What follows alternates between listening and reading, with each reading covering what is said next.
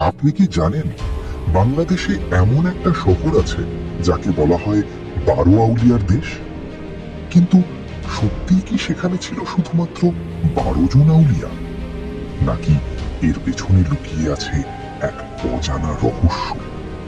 শত শত বছর আগে এই চট্টগ্রাম ছিল এক রহস্যময় বন্দর, যেখান দিয়ে দূর দেশ থেকে মানুষ আসত। বণিকদের সাথে সাথে আসতে শুরু করে কিছু আলাদা মানুষ।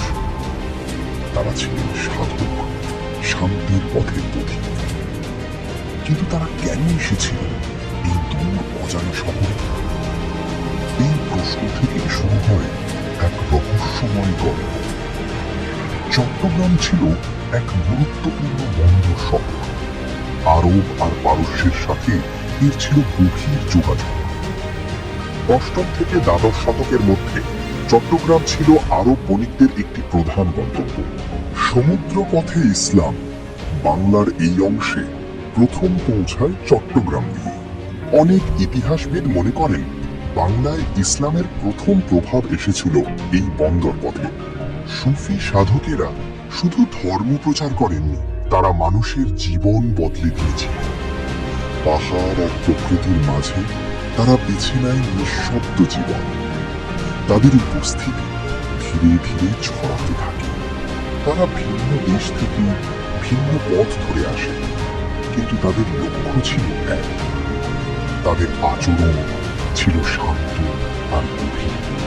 সুফি সাধকেরা শুধু ধর্ম প্রচার করেননি, তারা মানুষের জীবন বদলে দিয়েছিলেন। এই আউলিয়াদের মধ্যে কিছু নাম আজও অমর। তাদের একজন শাহ বদর আউলিয়া, যার সাথে জড়িয়ে আছে এই শহরের নাম। লোককাহিনী বলে তার নাম থেকেই নাকি চাটগাঁও নামের উৎপত্তি। পরে সেটাই ধীরে ধীরে চট্টগ্রাম হয়েছে। যদিও ইতিহাসবিদদের মধ্যে এ নিয়ে মতভেদ রয়েছে এবং এর নির্দিষ্ট প্রমাণ নেই। আরেকজন শাহ আমানত শাহ, ধারণা করা হয় তিনি 1800 শতকে চট্টগ্রামে আসেন। আজকের শাহ আমানত দরগা চট্টগ্রামের সবচেয়ে পরিচিত আধ্যাত্মিক কেন্দ্রগুলোর একটি। মানুষ বিশ্বাস করে এখানে আছে শান্তি। আরেক রহস্যময় নাম বায়েজিদ বোস্তামি। তিনি ছিলেন 9ম শতকের পারস্যের বিখ্যাত সুফি সাধক। তার দরগা আজও মানুষের বিশ্বাসের এক বিশাল কেন্দ্র, বিশেষ করে সেই রহস্যময় কালো পঞ্চম, যেগুলোকে ঘিরে আজও অসংখ্য গল্প শোনা যায়। এই জায়গা যেন এক রহস্যের কেন্দ্র। আরও আছে হযরত ইয়াসিন আউলিয়া, শাহ মোহাম্মদ সুলাইমান, শাহ গরিবুল্লাহ, শাহ সুলতান, শাহ কামিল, শাহ মীর, শাহ দরবেশ। এছাড়াও আরো অনেকে। তাদের আগমনের পর বদলাতে শুরু করে জীবন। মানুষ শিখতে থাকে ইসলাম নিয়ে নতুন এক পথ। শান্তি আর মানবতার শিক্ষা ছড়িয়ে পড়ে। কেউ জোর করে না, তবুও মানুষ গ্রহণ করে। অন্যদিকে কেন বলা হয় 12 আউলিয়া? এই প্রশ্নের উত্তর সোজা নয়। ইতিহাসে নেই স্পষ্ট কোনো তালিকা। ঠিক 12 জন একসাথে এসেছিলেন এমন প্রমাণ কোথাও নেই। বরং তারা এসেছে ভিন্ন সময়ে, ভিন্ন দেশ থেকে, ভিন্ন পথে।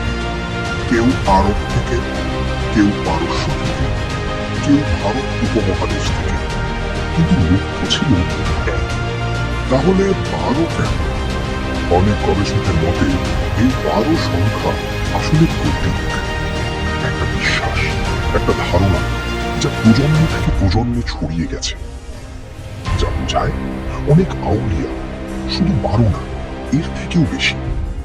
এবং সেই কারণে চট্টগ্রাম পরিচিত হয় 12 আউলিয়ার দেশ নামে। আজও এই গল্প বেঁচে আছে মানুষের বিশ্বাসে, অনুভূতিতে আর স্মৃতিতে।